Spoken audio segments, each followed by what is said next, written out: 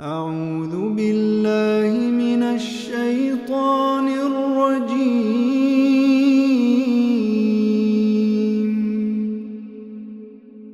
بسم الله الرحمن الرحيم.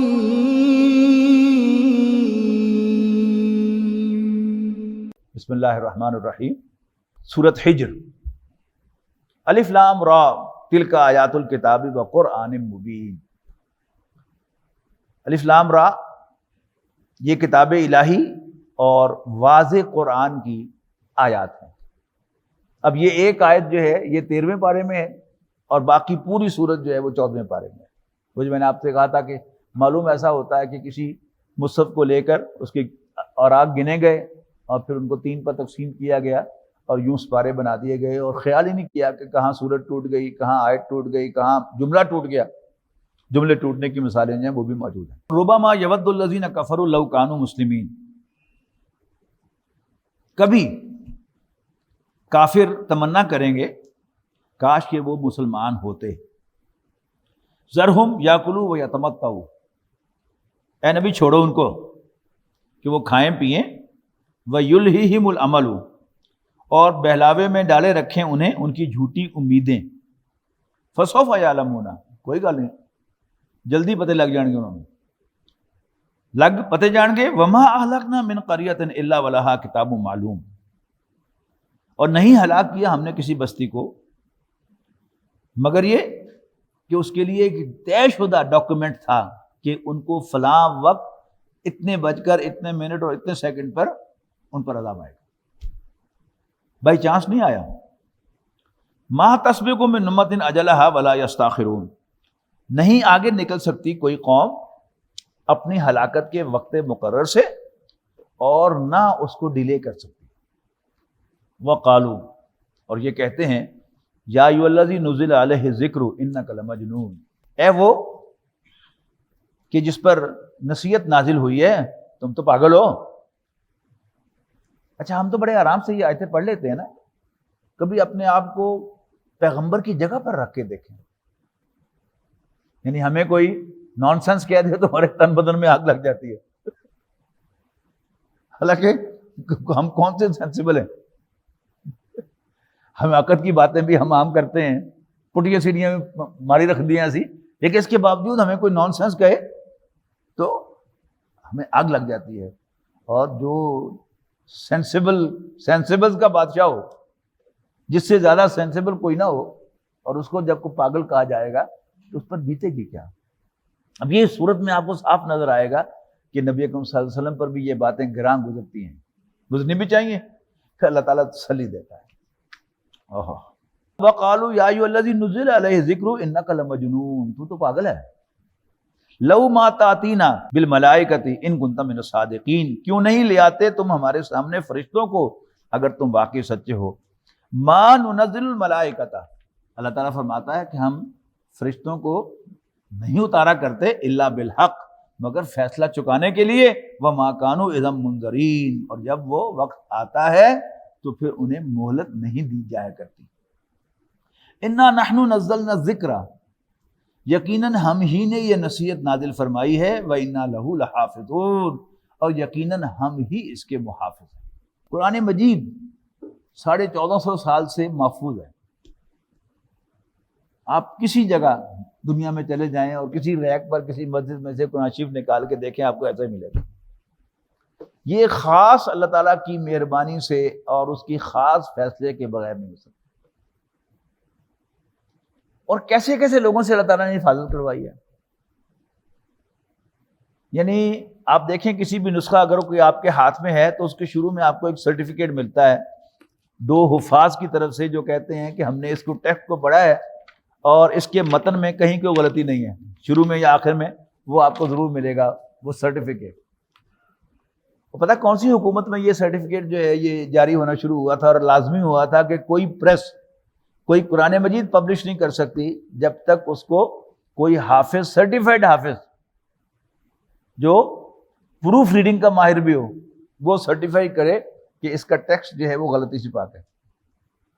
پیپلز پارٹی کی حکومت میں ذوالفقار علی بھٹو کے دور میں یہ ہوا تھا جنہوں نے شاید خود بھی قرآن شریف نہیں پڑھا ہوا ہوگا، دیکھا اللہ تعالیٰ نے کام لے لیا ان سے.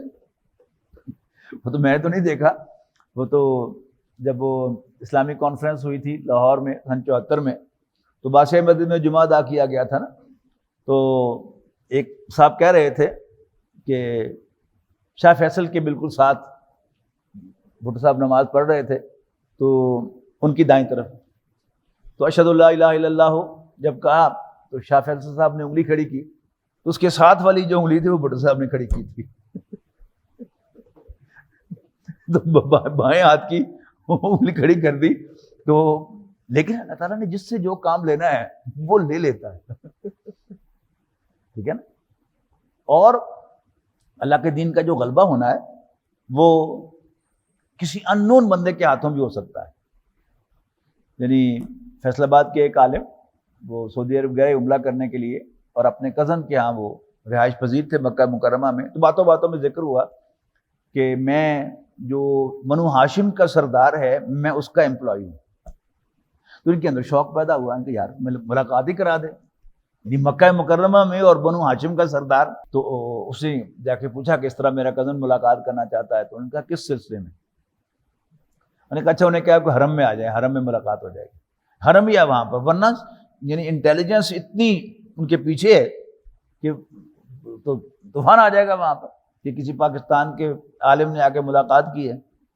تو وہاں حرم کی ملاقات میں انہوں نے کہا کہ جی ہمارے کوئی 1000 سے زیادہ نوجوان انہوں نے حفاظت میں لیے ہوئے ہیں، ان کو وظیفہ بھی ملتا ہے اور ان کے پاس جو ہے وہ ٹی وی بھی ہے، کھانے پینے کی بھی سب کچھ خدمت بھی ہے، لیکن وہ باہر آنے کی انہیں اجازت نہیں ہے. کیوں؟ اس لیے کہ نبی اکرم صلی اللہ علیہ وسلم نے جو خوشخبریاں دی ہوئی ہیں دور آخر کی، ان میں حضرت مہدی کی آمد جو ہے وہ بنو ہاشم میں سے ہونی ہے، حضرت حسن کی اولاد میں سے. جو بنو ہاشم میں سے ذرا دیندار لڑکا ہوتا ہے اس کو وہ اپنی کسٹڈی میں لے لیتے ہیں. لیکن اللہ تعالیٰ کے بھی ہاتھ بڑے لمبے ہیں. یعنی کوئی ایسا شخص کہ جو بظاہر دیندار نہیں ہوگا اللہ تعالیٰ اس سے یہ کام لے گا، اس لیے کہ نبی اکرم صلی اللہ علیہ وسلم کی دی ہوئی خبر تو جھوٹی نہیں ہو سکتی. ہمارے جتنے بھی یعنی فور فرنٹ پر جتنے بھی ہمارے سیاستدان ہیں ان میں کوئی اتنا دیندار تو ہمیں کوئی بھی نظر نہیں آتا. جو ایک عالم دین تھا وہ بیچارہ ویسے ہی بدنام ہے. ٹھیک ہے نا. لیکن نبی اکرم صلی اللہ علیہ وسلم کی جو پیشین گوئیاں ہیں، اور پھر خاص طور پر پاکستان، یہ اللہ تعالیٰ کا خاص تحفہ ہے. یہ لیلۃ القدر کو عطا کیا گیا ہے، اور اس کے لیے جو اللہ تعالیٰ نے کام لیا کس سے لیا؟ علامہ اقبال اس کے مصور ہیں. آئیڈیا علامہ اقبال نے پیش کیا. علامہ اقبال کی جوانی کیسے گزری وہ کسی سے ڈھکی چھپی نہیں ہے. ٹھیک ہے جی. اور پھر اس کے لیے جو وکیل انہوں نے تلاش کیا اس نے شاید کبھی نماز بھی نہیں پڑھی تھی. قائد اعظم یعنی وہ تو یہاں سے مایوس ہو کر کانگریس چھوڑ کر برطانیہ چلے گئے تھے. وہاں علامہ اقبال نے ان کو خط لکھے ہیں، اور اب بعد میں شواہد آئے ہیں کہ نبی اکرم صلی اللہ علیہ وسلم نے ان کو بشارت ہوئی تھی نبی اکرم صلی اللہ علیہ وسلم کی، اور نبی اکرم صلی اللہ علیہ وسلم کے حکم پر وہ یہاں تشریف لائے تھے. کسی عالم کے ذریعے یہ کام نہیں ہوا، داڑھی منڈے کے ذریعے سے ہوا اور بے نمازی کے ذریعے سے ہوا. تو اللہ تعالیٰ اپنا کام کس سے لیتا ہے؟ We have no idea. اللہ تعالیٰ ہم سے کوئی دین کی خدمت لے لے تو ہمیں اس پر شکر ادا کرنا چاہیے. اللہ تعالیٰ شکر ہے کہ تو نے یہ خدمت مجھ سے لی ہے. ہمارا اللہ تعالیٰ پر کوئی احسان نہیں ہے، اس کا ہم پر احسان ہے. تو پاکستان ڈاکٹر اسرار احمد صاحب کے تجزیہ کے مطابق یہ 100% اللہ تعالیٰ کی اسکیم کا حصہ ہے. اس کی کوئی تاریخ نہیں. آج سے 80 سال پہلے پاکستان نام کا کوئی ملک دنیا میں موجود نہیں تھا نقشے پر، جبکہ ممالک کی تاریخ ہوتی ہے. چین کب کا ہے؟ نبی اکرم صلی اللہ علیہ وسلم کی حدیث میں بھی ذکر ہے. مصر کب کا ہے؟ ہندوستان کب کا ہے نا. لیکن پاکستان کی کوئی تاریخ نہیں. ملکوں کا جغرافیہ ہوتا ہے، کوئی پہاڑ ہے جو اس کی سرحد ہوتا ہے، کوئی سمندر ہے اس کی سرحد ہوتا ہے، کوئی دریا اس کے سرحد ہوتا ہے. ادھر کیا ہے؟ کچھ بھی نہیں. نقشے پر بیٹھ کر اے تحصیل ادھر تھے، اے تحصیل ادھر، اے ضلع ادھر تھے، اے ضلع ادھر، لیکن بنا ہے ملک۔ اور کانگریس کا خیال تھا کہ 4 دن میں نہیں کرنا ہے انہیں، کتنے سال نکال چکا ہے، 70 سال 78 سال تو ہو گئے، لیکن ابھی تک قائم ہے۔ اور یہ 77 جو ہیں یہ بھی سولر کیلنڈر کے ہیں، اگر آپ لونر کیلنڈر سے دیکھیں تو شاید 80 سال پورے ہو چکے ہیں پاکستان، ابھی تک قائم ہے اور انشاءاللہ قائم رہے گا۔ اور پھر یہ نیوکلیر پاور بنا، اور کس کے دور میں بنا؟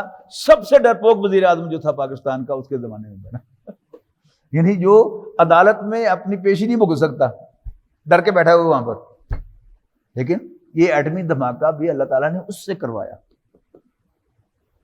تو اللہ تعالیٰ کے ہاتھ بہت لمبے ہیں۔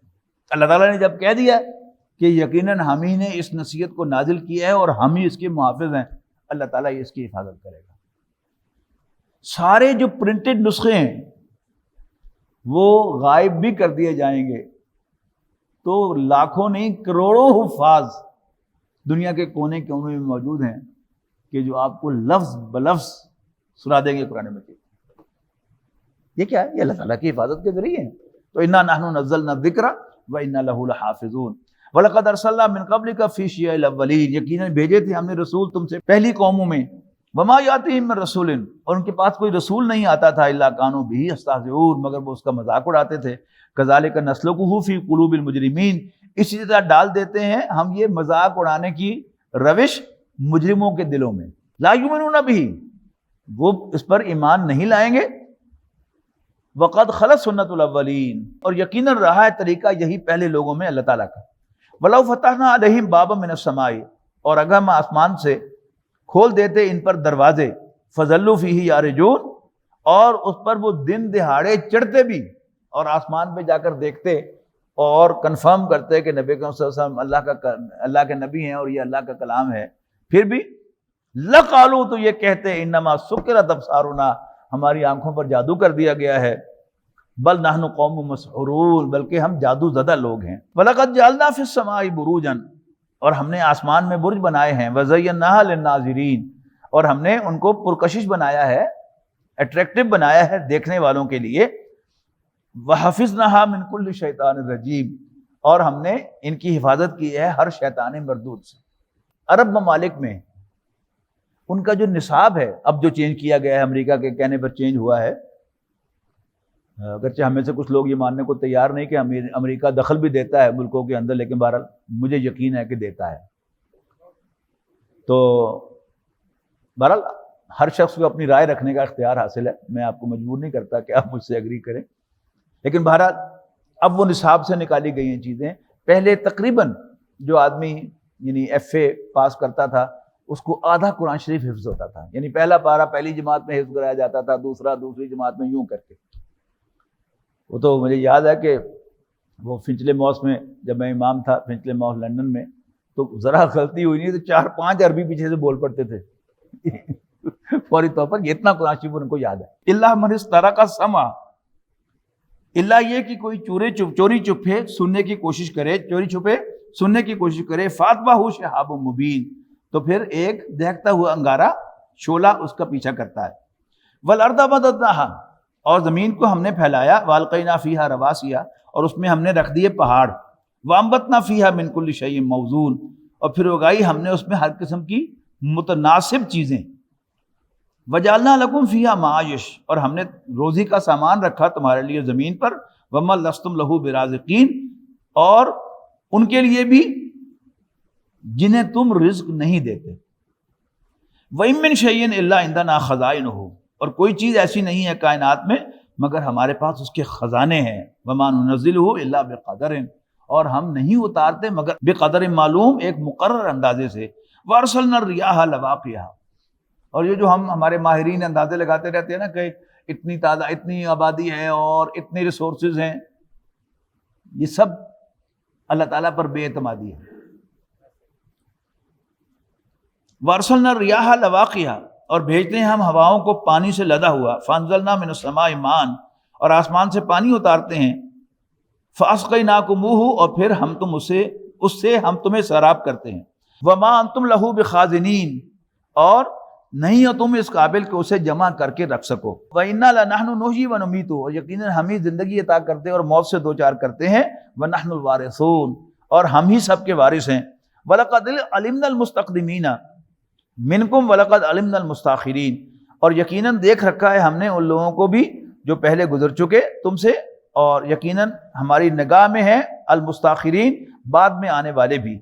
وَإِنَّ رَبَّكَ هُوَ يَحْشُرُهُمْ، یقیناً آپ کا رب بھی ان سب کو اکٹھا کرے گا۔ انہ حکیم علیم، بے شک وہ بڑا دانا سب کچھ جاننے والا ہے۔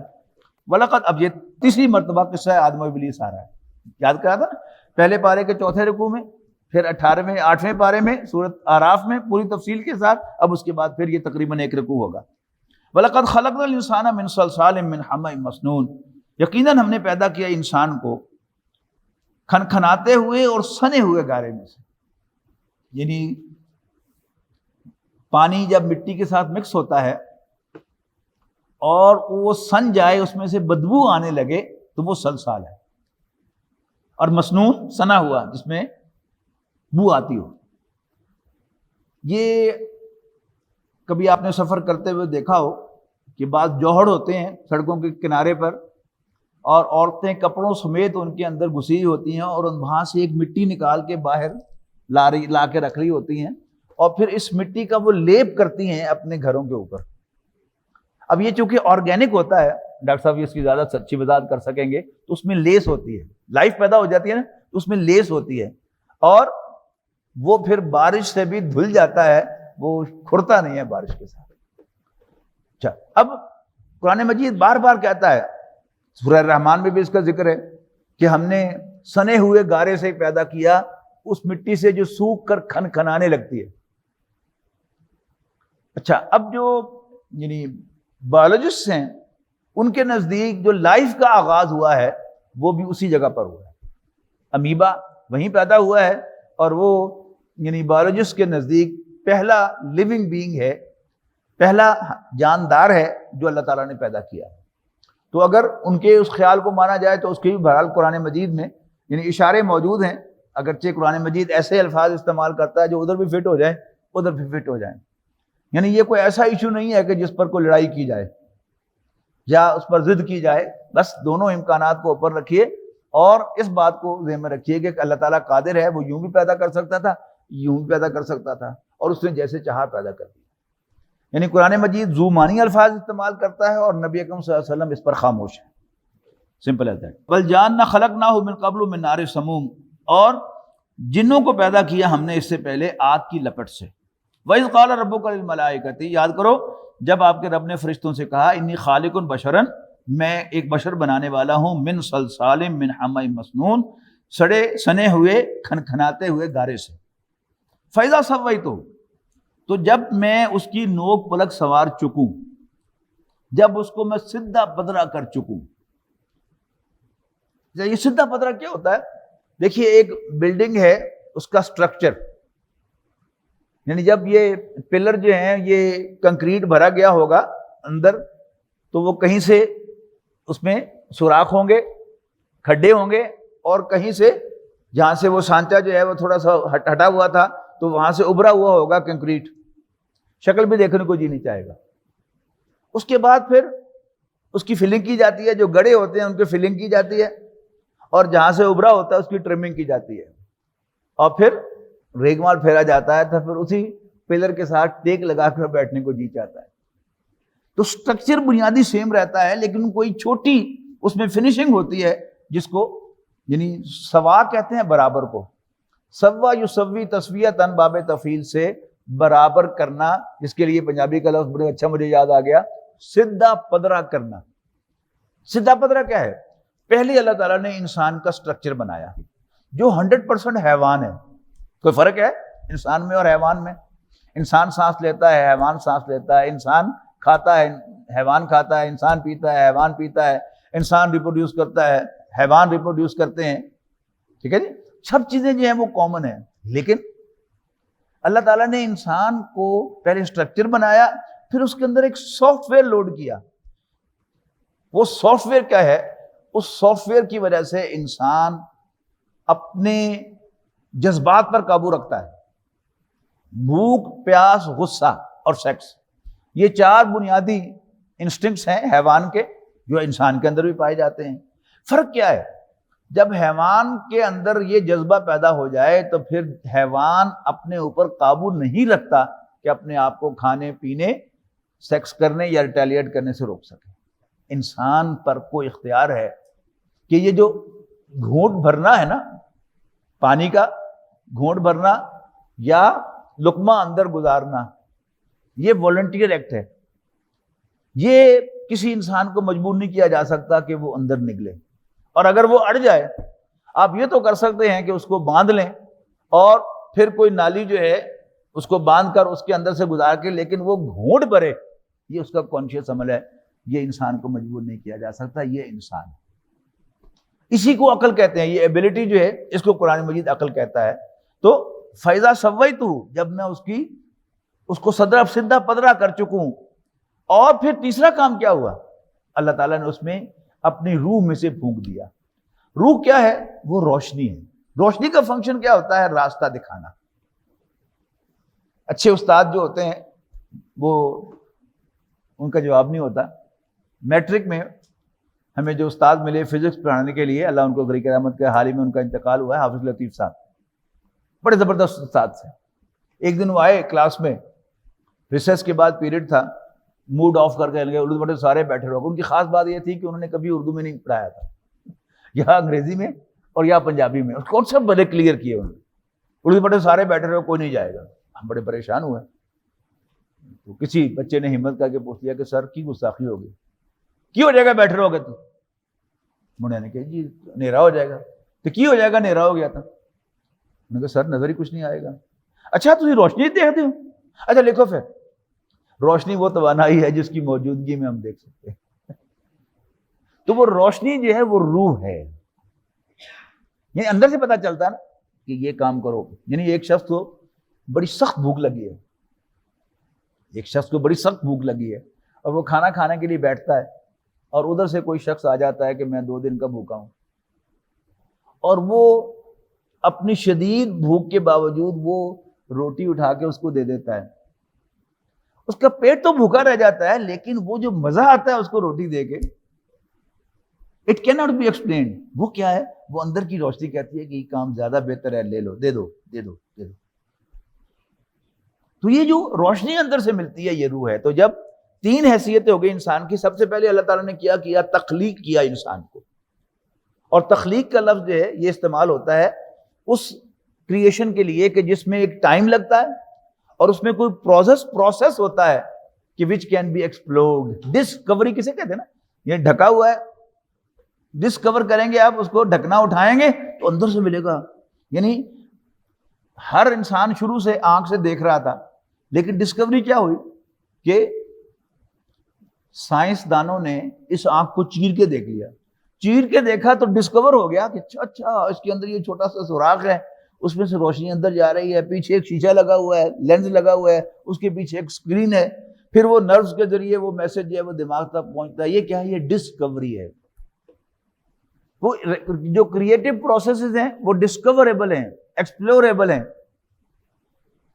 جبکہ جو امر ہوتا ہے اللہ تعالیٰ کا کن فیکون، وہ ڈسکوریبل نہیں ہوتا. اللہ تعالیٰ نے صاف کہہ دیا ہے کہ امر کے بارے میں تجھے کمی بتایا گیا ہے. فَإِذَا سَوَّيْتُهُ وَنَفَخْتُ فِيهِ مِن رُوحِي فَقَعُوا لَهُ سَاجِدِينَ، تو تم اس کے سامنے سجدے میں گر پڑنا. فَسَجَدَ الْمَلَائِكَةُ كُلُّهُمْ أَجْمَعُونَ، تو سجدے میں گر پڑے سارے کے سارے فرشتے، الا ابلیس، سوائے ابلیس کے جو فرشتہ نہیں تھا، جن تھا، اور عبادت اور ذکر کی وجہ سے وہ فرشتوں کا استاد بنایا گیا تھا. آؤٹ آف ٹرن پروموشن، جیسا کہ میں نے کہا تھا کہ جب بھی آپ دیں گے آپ کو مایوسی ہوگی، وہ سب شکر ادا نہیں کرے گا، نہ شکرا ہوگا. ابا، اس نے انکار کیا، ان یکون مع الساجدین، کہ وہ سجدہ کرنے والوں میں شامل ہو. قال یا ابلیس، اللہ تعالیٰ نے پوچھا ابلیس، ما لک الا تکون مع الساجدین، تمہیں کیا ہے کہ تم سجدہ کرنے والوں میں شامل نہیں ہوئے؟ قال لم اکن لاسجد لبشر خلقتہ من صلصال من حمأ مسنون، میرے لیے ممکن نہیں ہے کہ میں سجدہ کروں ایک ایسے بشر کو جس کو تو نے پیدا کیا سنے ہوئے اور کھنکھناتے ہوئے گارے سے. قال فخرج منها فانک رجیم، اللہ تعالیٰ نے فرمایا نکل جا یہاں سے، تو مردود ہے، وَإِنَّ عَلَيْكَ اللَّعْنَةَ إِلَىٰ يَوْمِ الدِّينِ، قیامت تک تیرے اوپر لعنت پڑتی رہے گی۔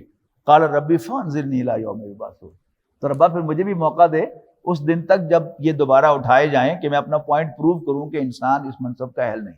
قال فإنک من المنظرین، اللہ تعالیٰ نے فرمایا کہ تجھے مہلت دی جاتی ہے، یعنی منذر، یہاں بھی دیکھیے گا منذر مہلت دینے والا ہوگا زوئے کے ساتھ، اور منظر مہلت دیا گیا، الی یوم الوقت المعلوم،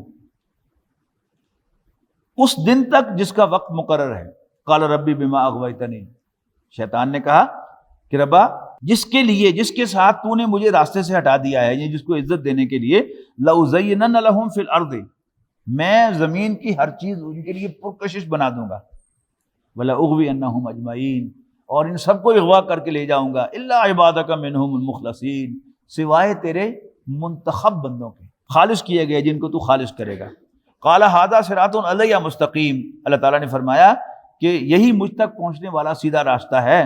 ان عبادی لیس لک علیہم سلطان، یاد رکھنا میرے بندوں پر تمہیں کوئی اختیار حاصل نہیں ہوگا، الا من اتبعک من الغاوین، سوائے ان کے جو تیری پیروی کریں گے بھٹکنے والوں میں سے، بہکے ہوئے لوگوں میں سے۔ وَإِنَّ جَهَنَّمَ لَمَوْعِدُهُمْ أَجْمَعِينَ، اور یقیناً جہنم کا وعدہ ان سب سے ہے، لَهَا سَبْعَةُ أَبْوَابٍ، اس کے 7 دروازے ہیں، لِكُلِّ بَابٍ مِّنْهُمْ جُزْءٌ مَقْسُومٌ، اور ہر دروازے کے لیے ان میں سے ایک حصہ تقسیم شدہ ہے۔ ان المتقین فی جنات وعیون، یقیناً اللہ سے ڈرنے والے باغوں اور چشموں میں ہوں گے۔ کہا جائے گا ادخلوها بسلام، سلام آمنین، کہ بے خوف و خطر داخل ہو جاؤ اس میں۔ ونزعنا ما فی صدورہم من غل، اور نکال دیں گے ہم جو بھی ان کے دلوں میں کوئی غل ہوگی، کدورت ہوگی ایک دوسرے کے لیے، اخواناً، بھائی بھائی بنا کر، علی سرر متقابلین، ہم آمنے سامنے بٹھا دیں گے ان کو، وہ مسندوں پر بیٹھے ہوئے ہوں گے۔ لا یمسہم فیہا نصب، نہ تو انہیں کوئی تکلیف پہنچے گی، وما ہم منہا بمخرجین، اور نہ ہی وہ وہاں سے نکالے جائیں گے۔ نبی عبادی، یہ آیت بھی یاد کرنے کے لائق ہے۔ نبی عبادی انی انا الغفور الرحیم، اے نبی میرے بندوں کو بتا دو کہ میں بڑا بخشنے والا مہربان ہوں، اور یہ بھی بتا دو وَأَنَّ عَذَابِي هُوَ الْعَذَابُ الْأَلِيمُ، اور یہ بھی بتا دو کہ میرا عذاب بھی بڑا درد دینے والا، تکلیف دینے والا عذاب۔ وَنَبِّئْهُمْ عَنْ ضَيْفِ ابراہیم، پھر دیکھیے گا، نوٹ کیجیے گا حضرت ابراہیم علیہ السلام کا تذکرہ جو ہے وہ کیسے خوبصورت انداز میں ہوگا۔ وَنَبِّئْهُمْ عَنْ ضَيْفِ ابراہیم، اور انہیں بتاؤ ابراہیم کے مہمانوں کا واقعہ، قصہ۔ اذ دخلوا علیہ فقالوا سلاما، جب وہ ان کے گھر میں داخل ہوئے تو سلام پیش کیا۔ قال انا منکم وجلون، حضرت ابراہیم علیہ السلام نے کہا کہ مجھے تم سے ڈر لگ رہا ہے، نون سے لوگوں، اوپر سے جب وہ ان کے لیے بھونا ہوا بچڑا لے کے آئے تو انہوں نے کھایا نہیں، ظاہر فرشتوں نے کہاں کھانا تھا۔ قالوا لا توجل، تو انہوں نے کہا کہ ڈریے مت، انا نبشرک بغلام علیم، ہم آپ کو ایک علم والے بیٹے کی خوشخبری دینے آئے ہیں۔ حضرت ابراہیم علیہ السلام کے دونوں بیٹے، جب بھی غلام علیم ہو تو اس سے مراد حضرت اسحاق ہے، اور ان کی ساری اولاد آپ کو پتہ علم والی ہے، اور جب غلام حلیم کہا جائے تو وہ حضرت اسماعیل ہوتے ہیں، ٹالریٹ کرنے والے، یعنی جو انہوں نے کمال دکھایا کہ انہوں نے کہا کہ جی اللہ کا حکم ہے کہ تمہیں ذبح کروں، ان کے یہ حاضر، تو وہ غلام حلیم ہیں۔ قال بشرتمونی علی مسنی الکبر فبما تبشرون، حضرت ابراہیم نے کہا کہ کیا تم مجھے خوشخبری دینے آئے ہو اس بڑھاپے میں، جبکہ مجھے بڑھاپے نے آن پکڑ لایا۔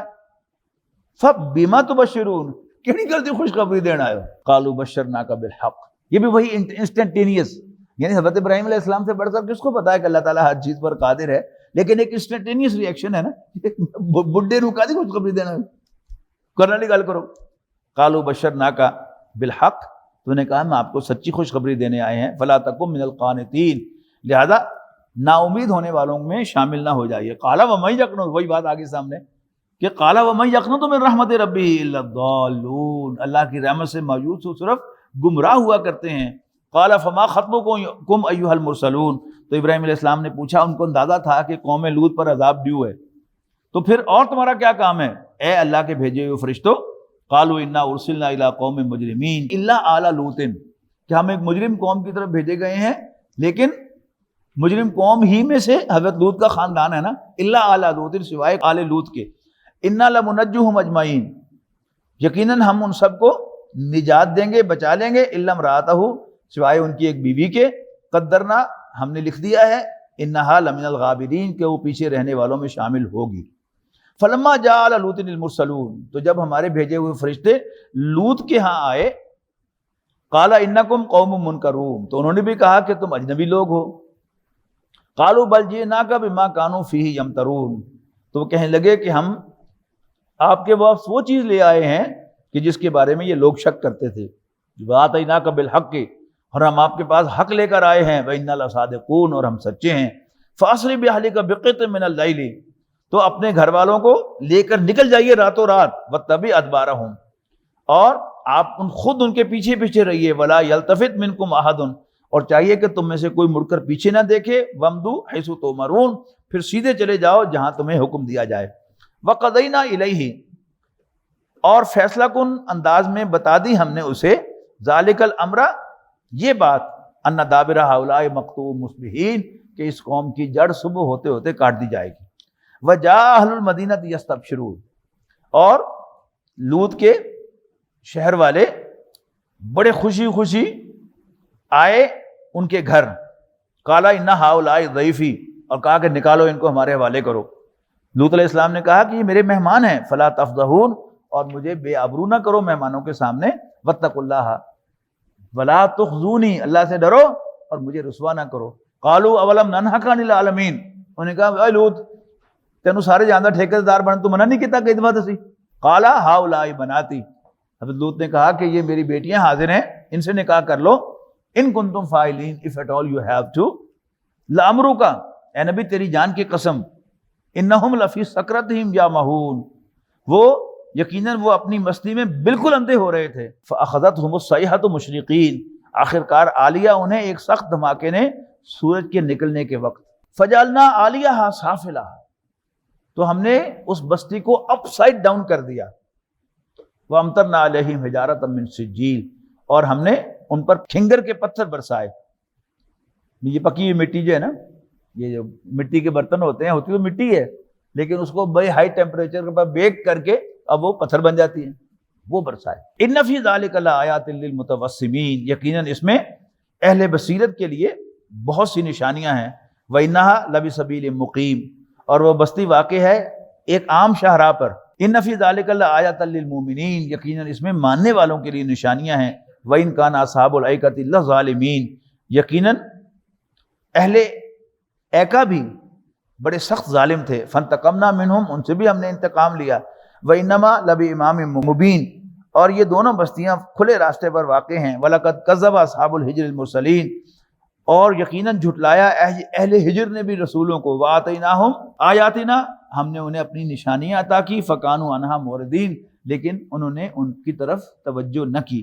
وَكَانُوا يَنْحِتُونَ مِنَ الْجِبَالِ، اور وہ پہاڑوں کو تراشا کرتے تھے۔ بیوتاً آمنین، یعنی carving them to safe secure houses۔ فَأَخَذَتْهُمُ الصَّيْحَةُ مُصْبِحِينَ، آخرکار آ لیا انہیں ایک زبردست دھماکے نے صبح سویرے۔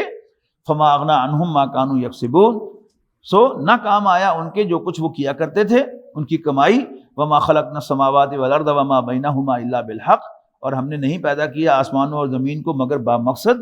وَإِنَّ السَّاعَةَ لَآتِيَةٌ، یقیناً قیامت آنے والی ہے۔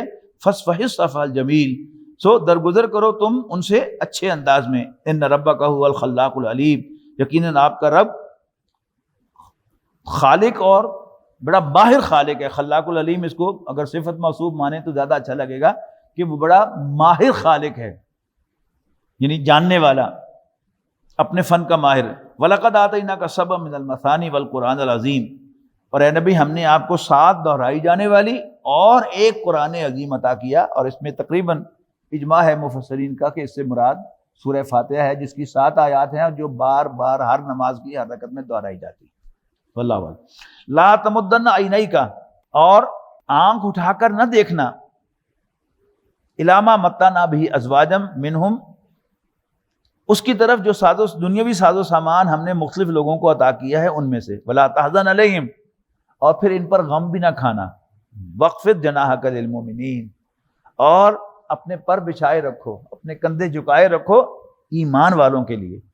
وقل، اور کہو، انی انا النذیر المبین، بے شک میں تو صاف صاف متنبع کرنے والا ہوں. کما انزلنا علی المقتسمین، ایسی تنبیہ جیسے ہم نے بھیجی تھی علی المقتسمین، ان فرقوں میں بٹ جانے والوں کی طرف. الذین جعلوا القرآن عضین، جنہوں نے کر ڈالا تھا اپنے قرآن کو ٹکڑے ٹکڑے. فوربک لنسألنہم اجمعین، بس قسم ہے تیرے رب کی کہ ہم ضرور بات پوچھ کریں گے ان سے. اما کانوا یعملون، ان کی کرتوتوں کے بارے میں. فاصدع بما تؤمر، تو اب ڈنکے کی چوٹ کہیے جس کا تمہیں حکم ملا ہے اے نبی صلی اللہ علیہ وسلم. وَأَعْرِضْ عَنِ الْمُشْرِكِينَ، اور کنارہ کش رہیے، پرواہ نہ کیجیے مشرکوں کی. اس آیت میں نبی اکرم صلی اللہ علیہ وسلم کو قرآن مجید اور اپنی نبوت کا اعلان کرنے کا سر عام حکم دیا گیا ہے. یعنی جب آپ غار حرا سے نیچے آئے تو حضرت خدیجہ سے تذکرہ کیا اور اپنے دوست ابوبکر سے تذکرہ کیا. وہ ورقہ بن نوفل کے پاس لے کے گئیں، انہوں نے تصدیق کر دی کہ آپ اللہ کے رسول ہیں. حضرت ابوبکر نے بھی فوراً مان لیا، خدیجہ نے بھی فوراً تسلیم کر لیا. وہ تو پہلے مسلمان بن ہی گئے، ورقہ بن نوفل. اور اس کے بعد پھر گھر میں جو دو دوسرے افراد تھے، ایک حضرت علی چھوٹے بھائی کی حیثیت سے کزن، اور دوسرے آپ کے غلام زید ابن حارثہ. اور پھر حضرت ابوبکر کی دعوت پر 6 ٹاپ کے صحابہ جو ہیں وہ ایمان لائے ہیں حضرت ابوبکر کی دعوت پر. حضرت عثمان، عبد الرحمن ابن عوف، اور سعید ابن زید، اور سعد ابن ابی وقاص، اور طلحہ، حضرت طلحہ اور حضرت زبیر. یہ 6 عشرہ مبشرہ میں سے جو افراد ہیں وہ حضرت ابوبکر کی دعوت پر ایمان لائے. پھر جب یہ آیت، پھر اس کے بعد جب آیت نازل ہوئی کہ انذر عشیرتک الاقربین، کہ اپنے قریبی رشتہ داروں کو خبردار کرو، تو آپ نے بنو ہاشم کو کھانے پہ بلایا اور پھر ان کے سامنے دعوت رکھی. اور پھر جب یہ حکم آیا تو آپ کوہ صفا پر چڑھے اور پھر آپ نے وہاں وا صباحا کا نعرہ لگایا، ہائے وہ صبح جو آنے والی ہے. یہ مکے کی روایت تھی کہ جب کسی نے کوئی اہم اعلان کرنا ہوتا تھا، خبر دینی ہوتی تھی، تو کسی اونچے مقام پر چڑھ کر یعنی اپنے کپڑے پھاڑ دیتا تھا تاکہ لوگ متوجہ ہو جائیں، اور یہ نعرہ لگاتا تھا وا صباحا، ہائے وہ صبح جو آنے والی ہے. جس طرح یہ فائر بریگیڈ پر، یہ ایمبولینس پر آپ کو پتا نا الٹا لکھا ہوا ہوتا ہے چونکانے کے لیے کہ انسان غور سے دیکھے، فوراً چونک جائے گا، اچھا اچھا ایمبولینس ہے یا فائر انجن ہے. تو اسی طرح ان کی روایت تھی کہ کپڑے پھاڑ دیتا تھا تاکہ لوگ دور سے متوجہ ہوں، خیر ہے کپڑے پھاڑ لیں. تو نبی صلی اللہ علیہ وسلم نے جو ولگر پہلو تھا وہ مائنس کر دیا، لیکن آپ پہاڑ پر بھی چڑھے اور آپ نے یہ آواز بھی لگائی، فاصدع بما تؤمر، ڈنکے کی چوٹ کہو جس کا تمہیں حکم ملا ہے. وَأَعْرِضْ عَنِ الْمُشْرِكِينَ، اور مشرکوں کی پرواہ نہ کرو. اِنَّا كَفَيْنَاكَ الْمُسْتَهْزِئِينَ، مذاق اڑانے والوں کے مقابلے میں ہم تمہارے لیے کافی ہو جائیں گے. الَّذِينَ يَجْعَلُونَ مَعَ اللَّهِ إِلَٰهًا آخَرَ، وہ مذاق اڑانے والے جو اللہ کے ساتھ دوسروں کو عبادت کے لائق ٹھہراتے ہیں. فَسَوْفَ يَعْلَمُونَ، لگن انہیں پتہ جان گے. وَلَقَدْ نَعْلَمُ أَنَّكَ يَضِيقُ صَدْرُكَ بِمَا يَقُولُونَ، ہمیں خوب معلوم ہے کہ آپ کو بڑی کوفت ہوتی ہے. میں نے کہا تھا نا کہ ہم کوئی بڑے سینسیبل ہیں بھی نہیں، لیکن پھر بھی ہمیں کوئی نان سینس کہہ دے تو ہمارے تن بدن میں آگ لگ جاتی ہے. اور جو سب سے سینسیبل انسان ہے اس کو جب وہ نان سینس اور پاگل کہتے ہوں گے تو کیا بیتتی ہوگی. اس کا اب کیا ہے کہ حضور صلی اللہ علیہ وسلم لی جا رہی ہے. ہمیں معلوم ہے کہ آپ کو بڑی کوفت ہوتی ہے، آپ کا سینہ بھیجتا ہے بما یقولون، ان کی باتوں پر. فسبح بحمد ربک، جب بھی انسان تکلیف میں ہو، ناگواری ہو، تو کاری کوئی ہے جدا بوا گھڑکانا جا کے، وہ کیا ہے اللہ تعالیٰ کا گھر. وہ جب 2 دفعہ ابو جہل نے حضور صلی اللہ علیہ وسلم پر کے گلے میں پھندا ڈلوایا چادر کا اور اوجری ڈلوائی، اس کا ذکر ہے نا سورۃ علق کے آخر میں. وہاں کیا کہا گیا؟ تو گردہ شدے میں اور اللہ کے قریب ہو جا. تو جب بھی تکلیف ہو، پریشانی ہو، حکم کیا ہے؟ فسبح بحمد ربک، اپنے رب کے حمد کی تسبیح کرو، اللہ کو یاد کرو. وقم من الساجدین، اور سجدہ کرنے والوں میں شامل ہو جاؤ. وعبد ربک حتی یاتیک الیقین، اور اپنے رب کی بندگی کرتے رہو یہاں تک کہ یقین آ جائے، یعنی موت آ جائے. بارک اللہ لی ولکم فی القرآن العظیم ونفعنی وإیاکم بالآیات والذکر الحکیم.